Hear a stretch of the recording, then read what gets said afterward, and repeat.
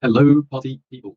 Today, we're going to be talking about first principles thinking, so we can start to understand and optimize what we're doing and really cut through a little of the noise, because there's a lot of it out there, and start being proactive, start taking action, because there's a lot of men out there that need to just start doing things. And this way of thinking is hyper rational, and I would say productive. I've been using it myself for years now, and I've managed to go from not having the physique I want to having the physique I want, to not having the job I want to having the job I now desire, from not being able to make good decisions to now making good decisions. I've gone from a place where now I'm trying to build a personal brand on YouTube and staying accountable to my ideas, my actions. And I wanted to share what I've learned, stuff along the way. And let's get to it. I'm trying something new today. We're on the, what is it, Google Meets, and I'm sharing my screen because I need this infographic because it's incredibly helpful to explain it. So you can ignore the text under here for now because this was effectively just some stuff I mentioned in my last video, which was talking about purpose and all of that. And so you'll see we have three main things. I know this will be overwhelming. I'm going to go through each part and explain it in some amount of detail and what you can do, some little tactics that will help you along the way. Or tactics, systems, technology, tools, you know, the gist. So changing you. This is you throughout time. Your life, you in the present right now. Your skills, your attributes, your abilities, your status, your financial state, your mental state, your physical state, your spiritual state. And you will have, with that, a load of wants, a load of desires, things you yearn for, things you want to accomplish, you want to complete.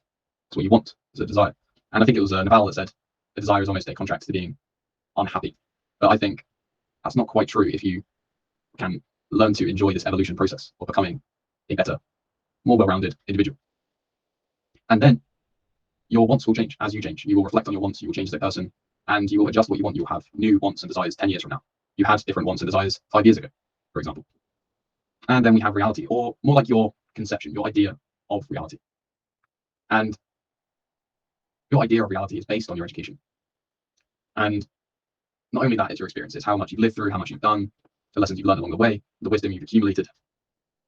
And you sort of want to scientifically deduct, reason what's going on with the world and how can I adjust my idea of reality and what's actually going on, what actually is going to benefit me, or what actually are my beliefs about the world. Because you'll have a set beliefs that maybe give you a glass ceiling, that maybe, and I've been through this, as soon as I got rid of these beliefs, like I used to have a belief that I couldn't, look a certain way, or speak a certain way, or be confident in a certain way. And you're thinking, why do I believe that? Why do I believe I'm an introvert, for example? And you can modify these beliefs through acting in a different way, getting confidence and modifying beliefs through this feedback loop. And you can also, introspect, meditate, journal. All these things are great for evolving and educating yourself through introspection. And then you have the goal pool, which is where your wants and what is actually achievable in your idea of reality intersect. And when they intersect, we have your goals, your goal pool. And I want to mention 2 books now. So one is The Expectation Effect, and the second is The One Thing. You can buy these on Amazon, just search them up. Great book. So The Expectation Effect is almost your expectations of your age, your intelligence, your physicality, your mental state, and all these different expectations you can have. This isn't manifestation as such. This isn't visualization. This is having a literal expectation affects the outcome. That's the main takeaway. And having the right expectations, which you can find in this book, will significantly benefit you in your life as you go through having these expectations. And the one thing is effectively this goal selection. So this goal selection is, how do I pick one thing within this goal pool that if I focus on this, nothing else really matters? And it even goes into the strategy formation, which is, what can I do right now? Right now, what can you do right now or today or in your routine? I'll build my Google Calendar in a sec for the strategy, but what can you do every day for your strategy to accomplish your goal? And so strategy. So this will be your routine, your daily activities, what you're doing on a daily basis, your strategy towards achieving what you want. And oftentimes people have a goal and won't think about the strategy. They'll just have the goal and be, I guess, not proactive, not engaged with that goal because they haven't thought about what can I do daily.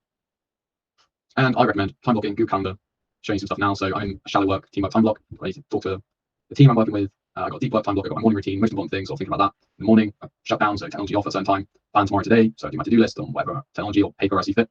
Dinner, walk. They seem like small things, but I'm doing my morning routine. I'm working out in the morning. I have my meetings throughout the day. I have my yoga occasionally, and this is a compound effect. If you get 1% better every day, you will be 37 times better at the end of the year. And this is not a secret. This is a law of mathematics, nature, physics, however you want to see it. And then when you start implementing a strategy, when you start doing action, you will get feedback and you may need to adjust your routine. And I adjust all the time. I experiment with new things. When I get a changing worldview, I listen to a podcast and Andrew Huberman says some cool thing about science and how I can go to sauna and do cold stuff. And I'm like, wow, I should really try that. And then that's like goes into my goal, which is being healthy at one period of time. Or at the moment it's building a personal brand with YouTube. And some days it's how can I best do my job, be a software developer. it's really a combination of these things, and you'll have multiple goals. You won't have one, but you can start to focus and narrow them down as much as you can. And this, you can implement them into your strategy. And if you can't, you'll have to start cutting them out. Because if you try and do everything, you'll do nothing. Effectively, is this goal selection thing. And then you've got these macro adjustments. So you may need to rethink that your actions based on your wants, is like, is this really lining up? You may have to question that at periods of time. And when you get feedback that isn't maybe the outcome you wanted, and you're going towards your goal, you have to question your goal. You have to be like, is this the right goal? Do I know which direction I want to go in? Now that I've made some progress towards this goal, is this what's right? And this experience, evolution, education is just a super good abstraction for thinking about first principles thinking and how you break down things, solve problems in your life, understand things. It's really great and it's helped me out a lot.